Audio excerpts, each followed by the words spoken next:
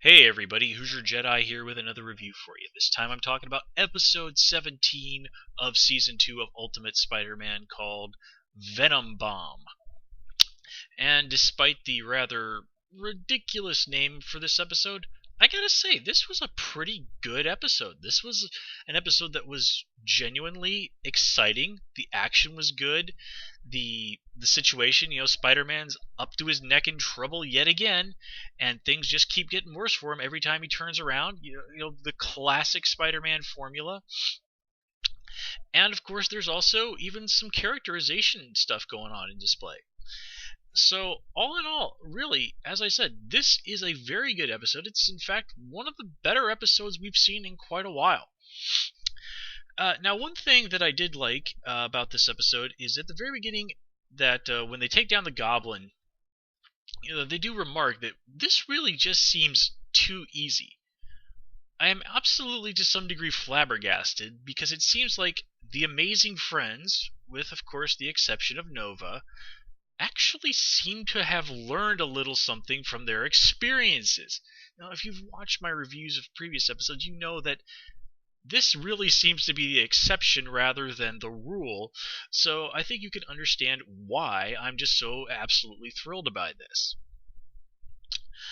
Now, another thing that I liked was in this episode, we see it is as Nick Fury says at the very end of the episode.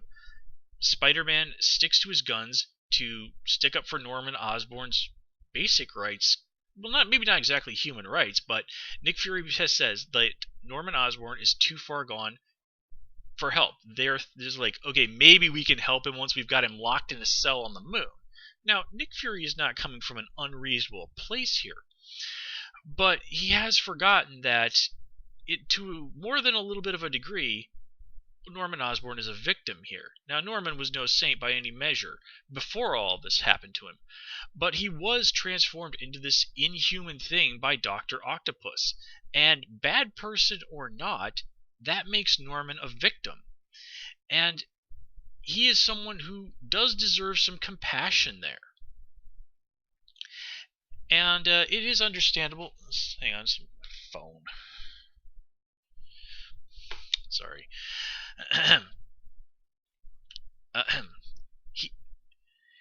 But, given the nature of his life as, the international super spy and all the crazy bad stuff that Nick has to deal with, it's not unreasonable to think that he might have be a little less willing to extend that hand of kindness to another person.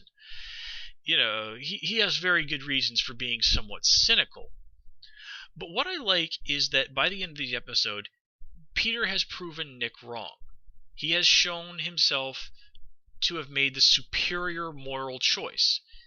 He made the superior moral choice to Nick Fury. And this speaks tremendously of Peter's morality as a character. Now, one thing we do have to keep in mind, though, is that Peter at his heart is a good person. Especially if you've read the comics, you realize that Peter himself is no saint. I was seeing on his Twitter, the noted Spider-Man writer Dan Slott. This is a guy, a rather controversial writer, but this guy has basically written something like 10% of all the issues of Amazing Spider-Man that have ever come out. And if you stop and think that this book has been coming out since like 1963, yeah, this is a guy with some serious Spider-Man cred under his belt.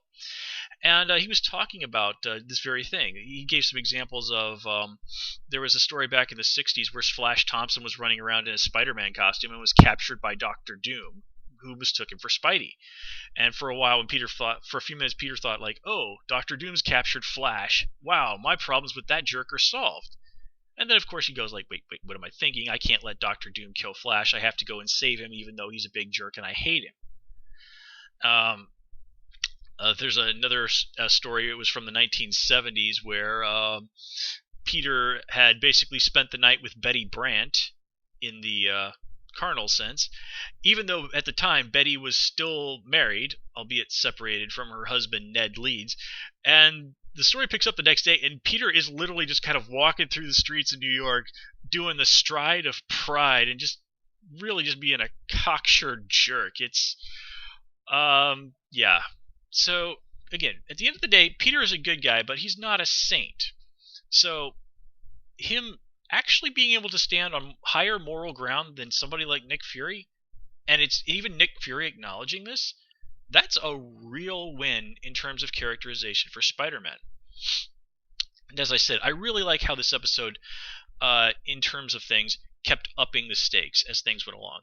It the Venom symbiote gets loose and starts infecting a few SHIELD agents. Then it infects Coulson. Then it infects Nick Fury. And Peter even says, Nick Fury has taught me how to do so much, but he's never taught me how to beat Nick Fury.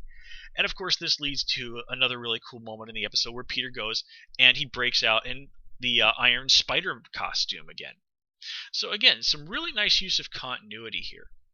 And I also like that they took some time to explore the relationship between Spider-Man and Harry. Now, the relationship between Peter and Harry is pretty well defined.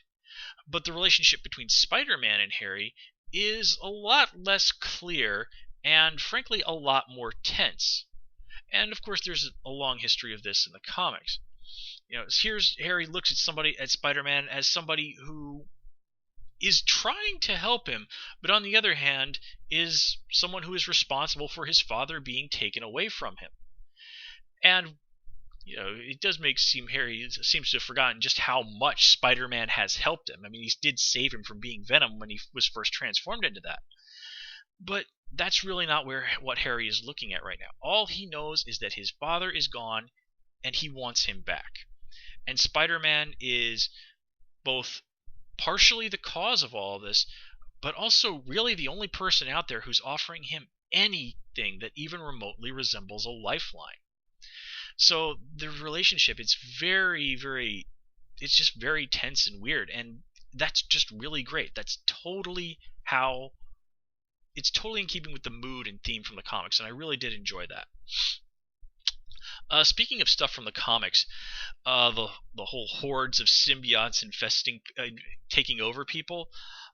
This actually reminds me of a storyline from the comics. I think it might have even been a mini-series. It was called Planet of the Symbionts, and I only vaguely remember stuff. It was like involving the homeworld of the symbionts and thousands upon thousands of people being infected by symbionts, and it was just, I think they even ended up forming together into some giant symbiont at one point, kind of like in this episode. It was really pretty crazy stuff, but this was also a time in the 90s when symbionts were kind of ubiquitous in the Spider-Man comics, and they even ended up having to basically kill a ridiculous number of characters who had them running around. Yeah.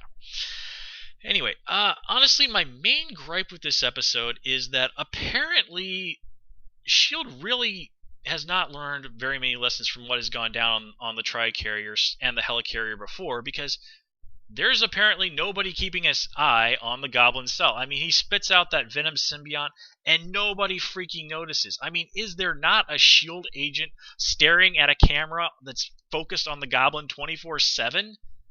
If not, then Nick Fury and S.H.I.E.L.D. are seriously dropping the ball there. I mean, that is just an absolutely inexcusable lack of common sense.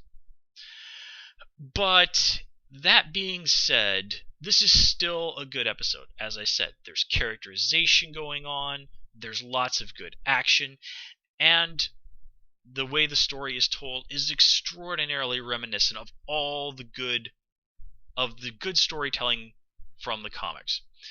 So, really, I don't think we can ask for too much more from an episode of this show.